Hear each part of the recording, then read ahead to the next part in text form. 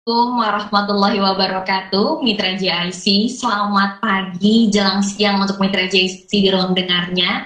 Kembali lagi bersama Zoma Khadijah hari ini, Mitra. Ini kali pertama Zoma kembali menemani Mitra JIC di ruang dengarnya.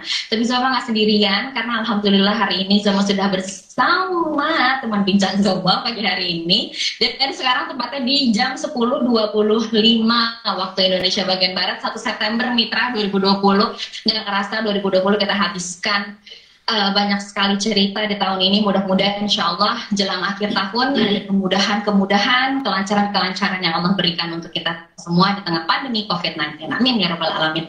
Dan tentunya Mitra JIC, ini ngomong-ngomong soal di tengah pandemi kita ya. Kemarin kita kayaknya sih banyak waktu di rumah aja, atau kegiatan kita dibatasi dan akhirnya kita di rumah aja gitu ya, bersama keluarga atau bersama orang-orang yang kita cintai, bersama anak-anak, bersama juga dengan buah hati. Nah, biasanya waktu untuk melihat layar kita tuh agak lebih banyak. Terus juga kita mengeksplorasi apa sih kemampuan yang kita miliki. Dan hari ini di program Pojok Literasi, Zoma sudah bersama Mbak Hardita Amalia. Hari ini kita bakal ngebahas tentang Muda Karya Raya. Wah, ini kayaknya ya Mbak Dita, kita masuk satu tema yang menarik tentunya, karena pasti setiap orang punya minat dan bakatnya. Hari ini spesial Pojok Literasi menghadirkan Mbak Dita untuk membahas seputar minat menulis Mitra JIC, karena menulis itu kan salah satu kemampuan yang bisa kita asah. Terus juga hasilnya, outputnya kita punya karya Mitra JIC. Nah,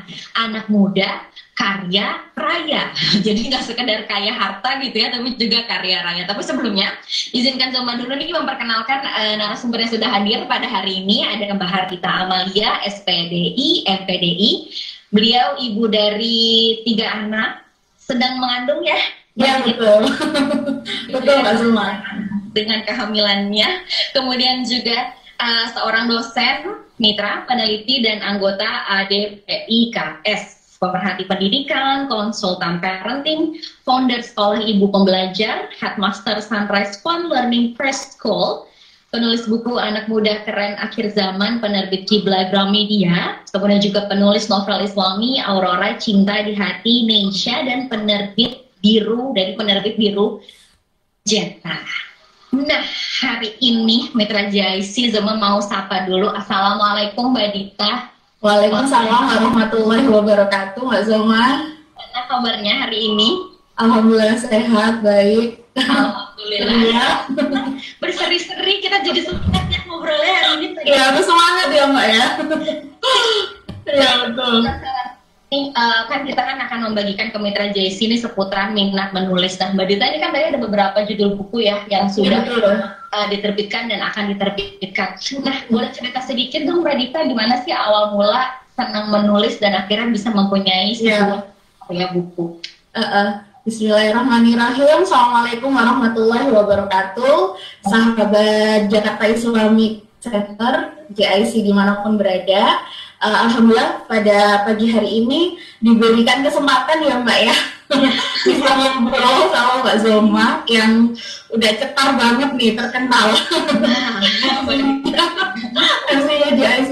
Oke, jadi kalau ditanya dari mulai kapan, sebenarnya mulai menulis itu waktu mahasiswa sih Mbak. Iya. Jadi waktu S1 dan kebetulan lanjut S2 ya, itu memang selama pas mahasiswa saya dari kampus UIN ya, UIN Surabaya, bergabung di jurnalistik kampus, kebetulan jadi wartawan kampus kayak gitu ya. Ya, anggota inti lah, salah satu Solidaritas nama majalahnya. Nah, dari situ senang menulis, senang diskusi, senang baca gitu ya.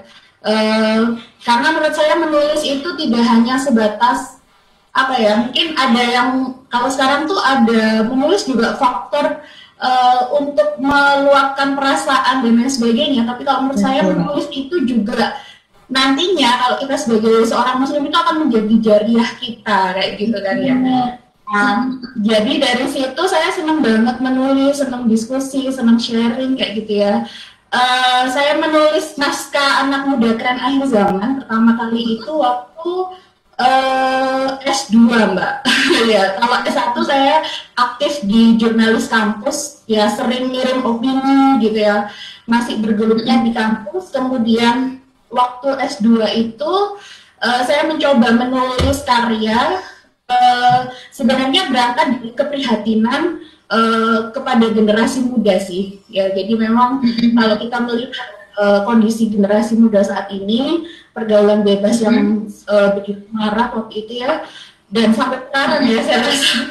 Nah itu menjadi sense of crisis gitu. Jadi saya terpanggil untuk menulis, dan alhamdulillah ya kebaikan Allah ya, pada tahun 2015 tuh saya nyoba ngirim naskah ke Gramedia Kiblat. Jadi dia salah satu apa namanya komunitasnya di Gramedia ya, dan alhamdulillah ternyata saya mendapat email balasan saya bisa diterbitkan oleh Kiblat tahun 2015 begitu. Jadi juga sangat ini banget ya, maksudnya excited banget, nggak percaya gitu maksudnya baru pertama ini ya mencoba untuk apa namanya saya setor naskah saya ke Gramedia, ternyata iya langsung diterima kayak gitu, dan alhamdulillah sudah pernah masuk bestseller juga ya.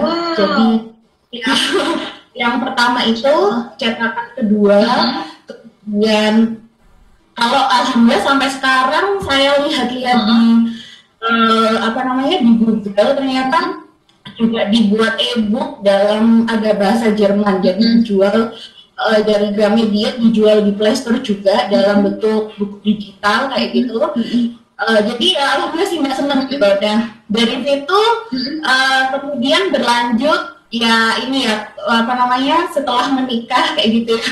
Ternyata memang mungkin ya karena pandangan kalau dulu kita masih berbicara masalah generasi, kemudian setelah ketika punya anak ternyata tertarik dengan dunia parenting kayak gitu. Dan itu apa namanya naskah kedua ini kebetulan ini bukunya ini yang baru terbit ya dari Biru Magenta, ini novel Islami ya, Aurora Cinta di Indonesia. Sebenarnya ini juga berbicara masalah perjalanan tentang proses juga gitu ya, tentang generasi muda juga ya.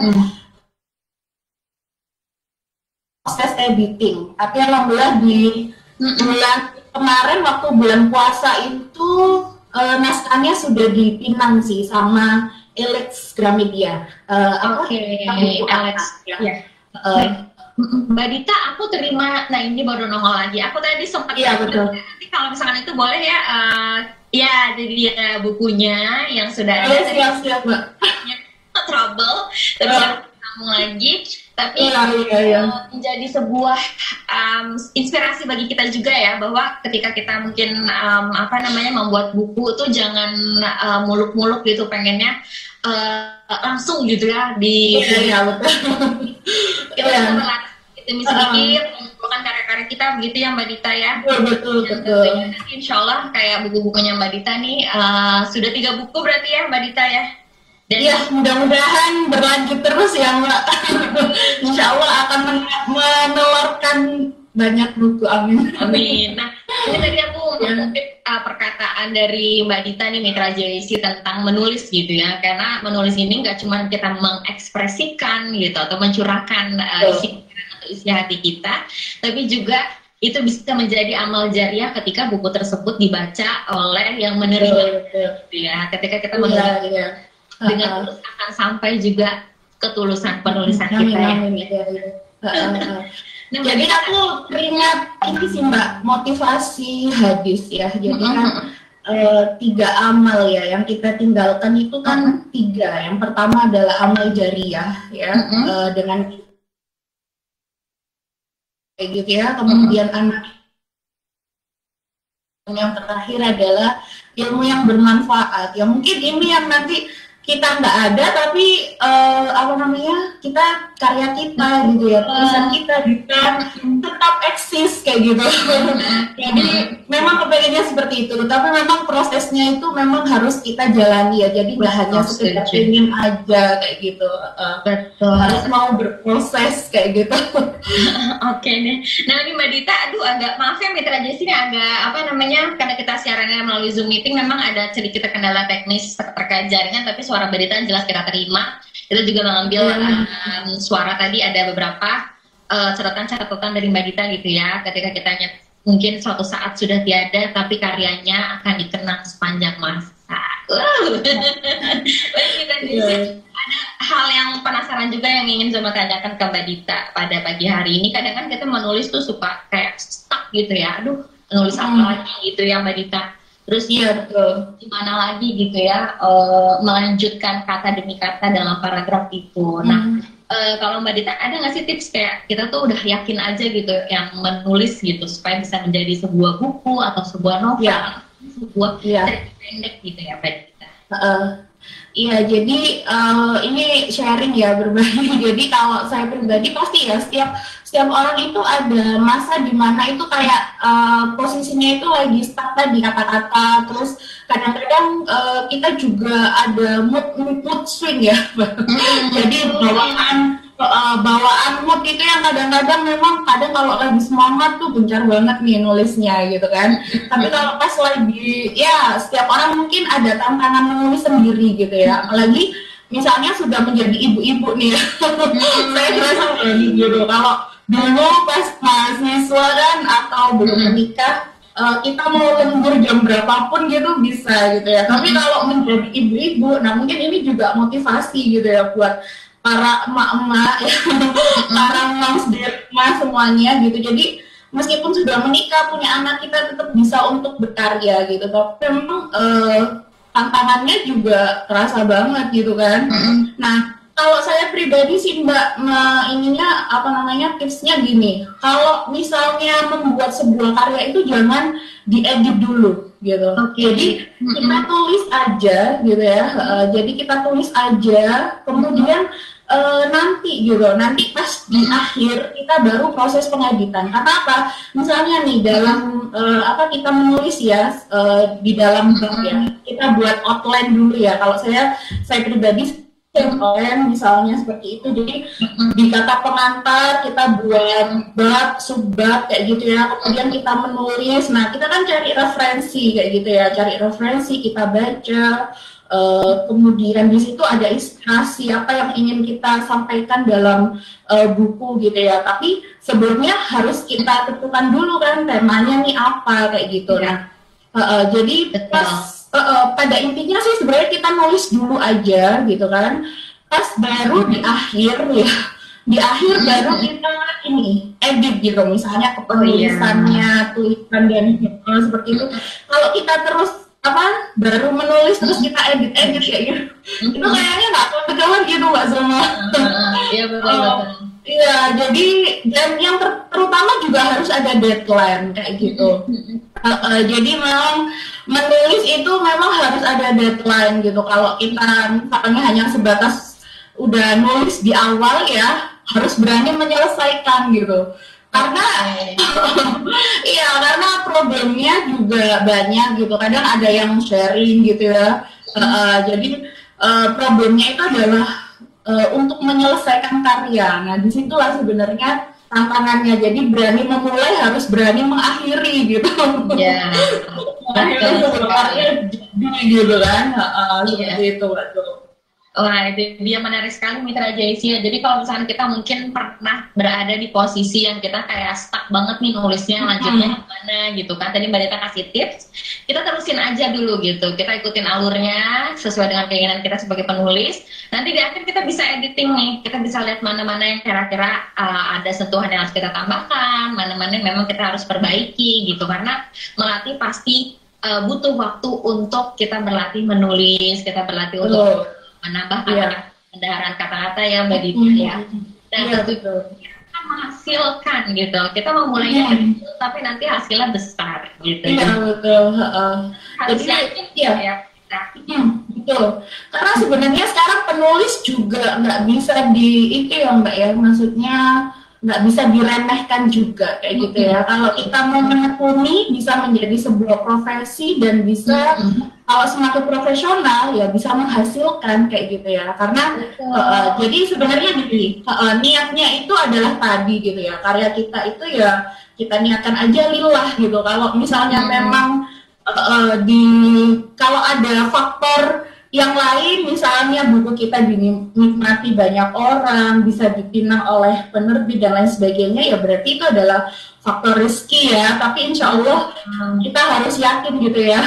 Jadi memang sekarang ini penulis juga saya rasa sangat ini juga, maksudnya dihargai dan bahkan kalau misalnya pun tidak hanya di buku ya, tapi kita menulis lepas di media dan lain sebagainya, itu juga ada apa ya, insentif kayak gitu ya. Jadi ini juga bisa sebenarnya menjadi salah satu alternatif sih untuk misalnya profesi kayak gitu. Begitu Mbak Zom. Nah kalau perempuan kan biasanya kita suka banyak verbalnya gitu ya Mbak Dita ya, suka betul. Tapi ternyata itu bisa dituangkan juga dalam bentuk tulisan yang bisa gitu ya Mbak Dita. Bisa. Nah selanjutnya juga yang aku penasaran gitu kan, Mbak Dita ini kan punya seorang putri, seorang putra gitu ya. Iya. Terus juga ada fun learning homeschoolnya juga. Iya betul lagi merintis. Tangga juga kan, mam gitu. Iya. Kayaknya untuk waktunya tuh banyak gitu mungkin yang beralasan ya Mbak Dita. Aduh aku nggak ada waktunya Mbak buat nulis gitu. Aku kayaknya terlalu sibuk deh di rumah, udah banyak kerjaan. Nah, mungkin tips untuk para moms gitu ya di ruang dengar, gimana sih kita di rumah gitu ya, mengabdikan diri kita di rumah, tapi kita masih bisa gitu punya waktu untuk membuat karya tulisan kita. Iya.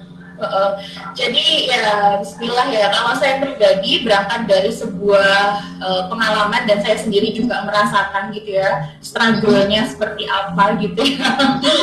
Jadi memang yang pertama sih sebenarnya gini Mbak, kalau saya kategorikan tuh ada 3M gitu ya. Apa itu? Yang pertama adalah manajemen diri gitu ya. Kemudian manajemen domestik dan manajemen publik kayak gitu. Jadi yang pertama manajemen diri, kita itu memang harus selesai gitu dengan diri kita sendiri. Artinya gini, kita punya kebutuhan gitu ya, yang mana setiap orang pasti berbeda kayak gitu. Nah, bagaimana kita menyelesaikan faktor diri ini yang harus selesai gitu. Nah, kemudian manajemen domestik. Nah, kita sebagai seorang ibu ya, seperti itu, sebagai seorang istri, saya rasa ini adalah tugas yang utama dan pertama gitu ya, yang harus kita tunaikan kayak gitu ya. Yang mana kita juga bisa, kalau saya pribadi misalnya membuat jadwal gitu. Jadi mungkin saya karena sudah ini ya terbiasa mungkin sebelum menikah gitu sampai sekarang gitu, malah kalau nggak ada yang maksudnya nggak memaksimalkan waktu itu kayaknya bingung Mbak Zoma. Jadi kalau nggak sibuk itu malah jadi malah bingung. Tapi ya terbiasa, misalnya kalau saya pribadi anak-anak sebelum anak-anak bangun kayak seperti ini ya, semua pekerjaan itu selesai gitu ya. Kemudian nanti kalau misalnya memang saya sekarang lagi merintis sebuah lembaga kayak gitu ya. Jadi di situ saya ambil waktu yang kemudian waktu anak-anak, waktu pembelajarannya gitu, itu tertunai dengan baik kayak gitu. Nah, sehingga suami juga support gitu, karena kan tidak ada komplain gitu, dan anak-anak juga terselesaikan dengan baik gitu ya.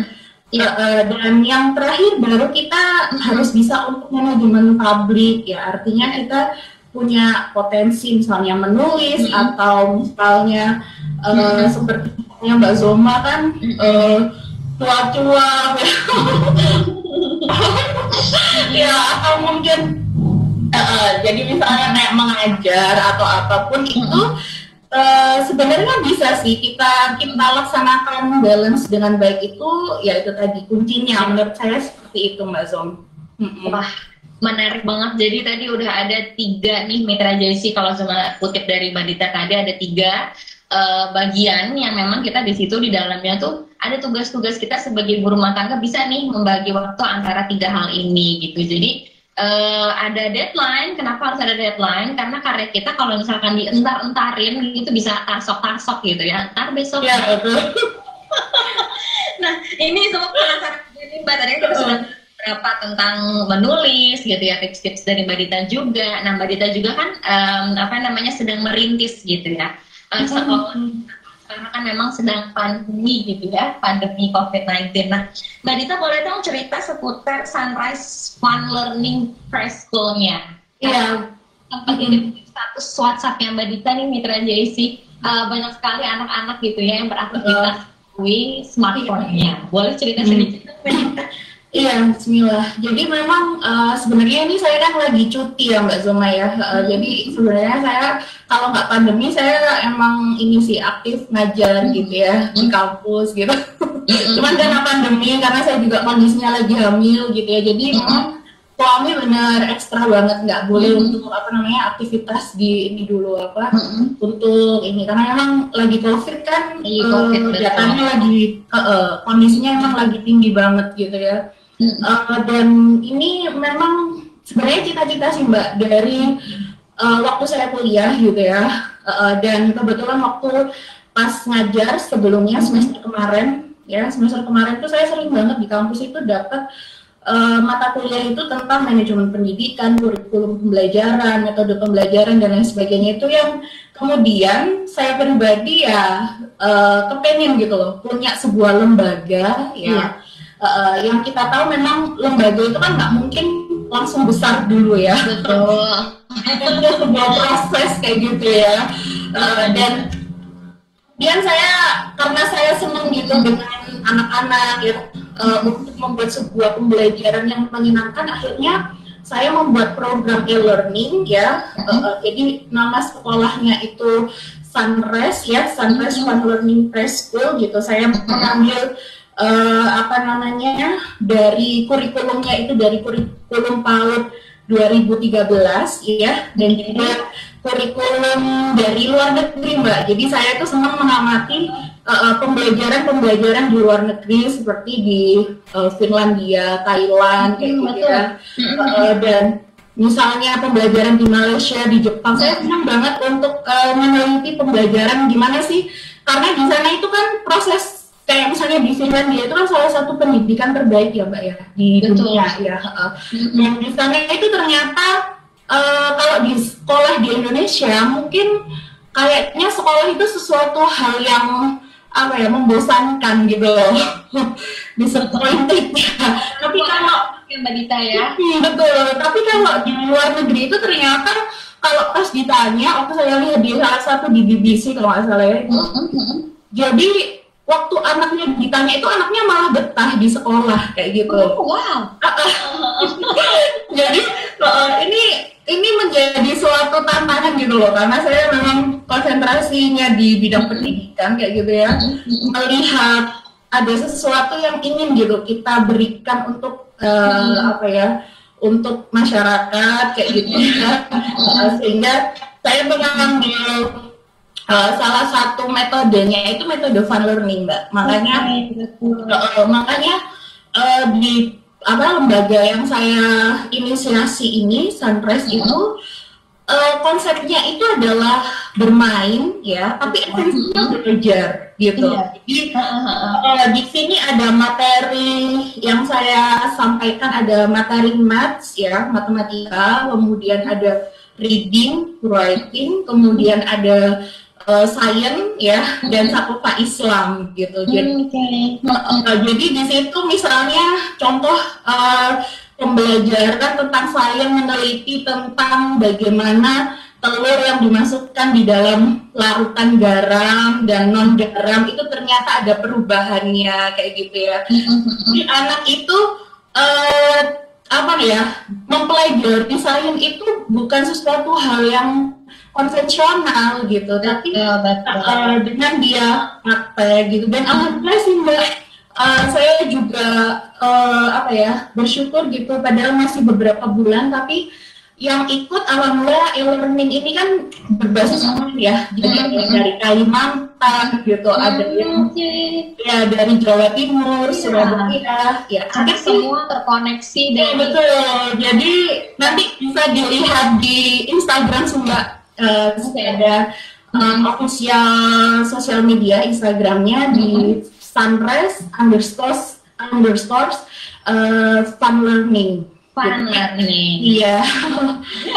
Menarik banget ini Mbak Dita, karena kan kita anak-anak kan zaman sekarang nih karena lagi pandemi kan otomatis di rumah aja. Betul. Iya. Pasti lebih banyak ya Mbak Dita. Iya. Dan saya ini Mbak, mungkin ini juga mengutip dari IDAI ya. Jadi memang pandemi COVID ini kan memang sesuatu hal yang nggak bisa kita abaikan ya Mbak ya, karena jadi memang penularannya sangat cepat karena human to human ya, dan salah satu yang paling rentan juga anak gitu ya. Memang apa ya, kalau menurut saya pribadi ya solusinya sekarang itu memang pembelajaran yang mungkin memang tidak seideal dengan bertatap muka ya, tapi kita bisa create, kita bisa buat pembelajaran itu learning yang menyenangkan gitu ya. Yang penting apa, faktor safety Mbak, jadi keselamatan anak gitu ya. Kalau kepandaian kan bisa kita ini ya Mbak ya, satu kondisi kita bisa perbaiki, tapi kalau nyawa ya nah itu kalau nyawa anak kan kita nggak berani di taruhan gitu, jangan menjadi trial and error gitu, jangan coba-coba kayak gitu. Oke, Mbak Dita. Jadi memang Sunrise Fun Learning ini juga kita masih bisa ikuti mungkin ya buat ayah dan bunda yang punya buah hati yang ingin mengikuti juga kegiatan, jadi biar anak-anaknya, karena aku juga cukup ini juga sih ya melihat kondisi saat ini kan ya Mbak Dita, sebagai seorang pengajar juga gitu, sebagai seorang dosen juga, kadang guru ini kan banyak keterbatasan untuk menyampaikan materi gitu kan, terus anak tugas aja gitu sampai dia bingung ini belajarnya mesti gimana gitu. Lagi untuk anak-anak supaya nggak bosen karena dari layar handphone aja ini iya Mbak Dita. Iya, jadi memang kalau sebenarnya gini, alhamdulillah mungkin kita terus, kalau saya pribadi ya terus berinovasi apa sih pembelajaran yang tetap ini Mbak, memaksimalkan kayak misalnya kemampuan kognitifnya, afektif dan psikomotoriknya, sehingga ketika di pembelajaran Sunrise itu anak pertama misalnya membuat media kayak gitu ya, media belajar. Jadi dia itu selama 90 menit ya belajar 2 kali tatap muka dalam sepekan gitu ya. Saya melihat kalau dari orang tua dan dari anaknya sendiri merasa fun sih Mbak, merasa fun. Jadi bukan teacher center gitu, jadi bukan centernya ke saya tapi lebih ke student center gitu. Jadi yang membedakan kan sebenarnya ini ya cuman posisi offline atau online kan seperti itu ya. Jadi sebenarnya pembelajaran itu tetap bisa sebenarnya kita create, kita bisa lebih maksimal meskipun online. Yang utama adalah itu tadi, inovasi pembelajaran dan metode pembelajaran kalau menurut saya. Iya. Nah, tadi kita sudah ngobrol-ngobrol gitu ya dengan Mbak Dita Mitra JIC. Ibu ngerjain kerjaan rumah iya, sama anak-anak juga iya gitu kan. Terus ngerjain buku juga iya. Terus sambil pantau-pantau fun learning-nya tadi ya, Sunrise Fun learning-nya juga iya gitu. Jadi wah, banyak banget yang dikerjain gitu ya. Kadang kita ngerasa ngoyo gitu, langsung kayak aduh capek banget nih, belum ngerjain ini, belum ngerjain itu, kayaknya ngeluh aja gitu bawaannya. Nah, kalau Mbak Dita sendiri mungkin bisa sharing nih buat para moms gitu juga ya. Gimana nih Mbak Dita supaya kita kayak tetap bersemangat gitu, tetap harus yakin, tetap harus jalanin semua gitu dengan penuh rasa syukur, atau seperti apa yang Mbak Dita jalani, boleh Oke, bismillahirrahmanirrahim ya. Saya juga masih belajar ya. Jadi memang sebenarnya begini ya, berangkat dari kalau saya pribadi itu salah satu motivasinya juga khairun nas anfa'uhum linnas kayak gitu ya. Jadi sebaik-baik manusia itu adalah yang bermanfaat gitu ya bagi banyak orang. Nah, mungkin apa yang kemudian Allah titipkan gitu ya, dan juga usia ya, waktu dan usia itu sangat berharga gitu loh Mbak Zoma. Jadi sangat sayang gitu kalau misal kita itu menghabiskan waktu itu tanpa suatu karya atau suatu manfaat kayak gitu. Dan saya juga merasakan mungkin sebagaimana ibu-ibu yang lain gitu ya, apalagi di masa seperti ini kayak pandemi COVID kayak gitu ya. Kemudian utama adalah yang pertama saya tipsnya ya, yang pertama itu tadi sadar motivasinya itu untuk apa kayak gitu ya. Kemudian yang kedua adalah saya menjadikan anak itu adalah sahabat gitu. Jadi anak itu adalah sahabat yang tidak menghalangi kita gitu ya untuk berkarya kayak gitu. Jadi akan menjadi ini meniru gitu. Jadi meniru apa yang dilakukan oleh ibunya gitu. Dan ini saya merasakan sendiri nih, anak saya yang pertama itu karena misalnya lihat saya ngajar, lihat saya nulis gitu, jadi ngikutin juga gitu. Dan yang terakhir yang mungkin kalau saya pribadi merasakan adalah ya kita terus memohon ya kepada Allah gitu ya, agar kita kuat, agar kita sabar kayak gitu ya, agar kita ikhlas gitu ya.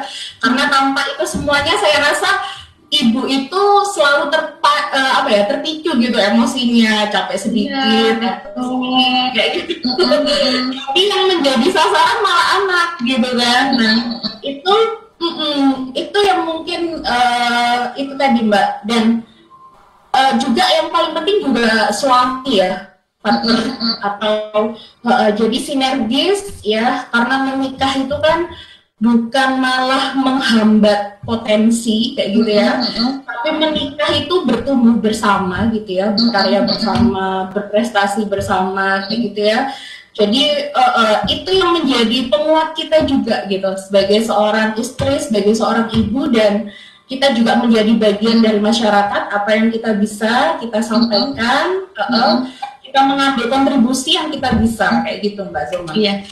Oke deh, aku sedang banget nih, hampir menuju akhir ya. Aku dapat poinnya lagi nih dari Mbak Dita Mitra JC. Jadi kita tadi pertama harus cari reasonnya gitu, alasannya gitu Mitra JC, why-nya apa sih kita mengapa gitu, kita melakukan hal-hal tersebut, kita kenapa menulis, atau kita kenapa senang banget bertanam, atau kita kenapa senang banget berwirausaha. Jadi ada why-nya. Terus kita juga jangan lupa karena sudah ketemu nih ada mengapa dan alasannya itu, kita juga minta sama Allah kemudahan, minta sama Allah, berdoa sama Allah gitu ya, diberikan kelancaran. Dan ternyata ada support system dalam sebuah keluarga. Jadi tadi Mbak Dita, bukan menghambat potensi kita begitu ya Mbak Dita ketika menikah. Ya, betul. Bersama dengan pasangan, dengan anak-anak juga sebagai sahabat kita dan amanah dari Allah gitu ya.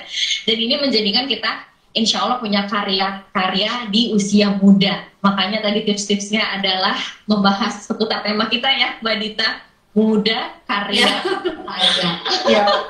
Senang sekali Mbak Dita, mudah-mudahan lancar ya buku ketiga. Dan oke, amin, makasih Mbak. Iya, amin. Mudah-mudahan juga makasih diberikan untuk jelang lahiran Mbak Dita.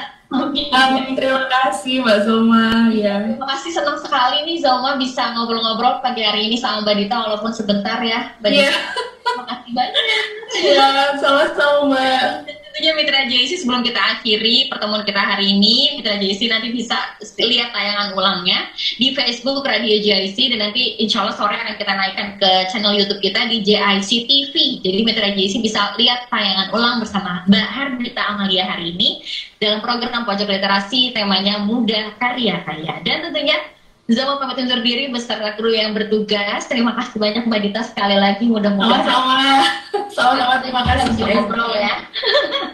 Dan tentunya Mitra JC terima kasih banyak, dan Zoma juga ucapkan banyak-banyak terima kasih untuk Mitra JC yang sudah setia stay tune bersama kami di Radio Jakarta Islamic Center.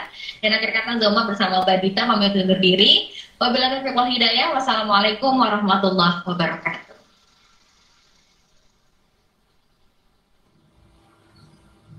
Udah ya. Mbak Dita makasih banyak. Oke, makasih ya Mbak. Dapat ini banyak insight baru gitu. Mudah-mudahan bermanfaat. Agak macet sedikit, cuma suaranya tadi kami terima mah bagus Mbak Dita. Bagus ya Mbak, alhamdulillah, iya. Kami dari tadi yang membahas Fun Learning School udah lancar lagi videonya ke belakang. Oke, itu kenapa Mbak? Sinyal aku atau gimana? Ini aku tulisannya Mbak Dita agak merah sinyalnya. Oh gitu, ya. Tapi ini ya bisa diterima baik ya.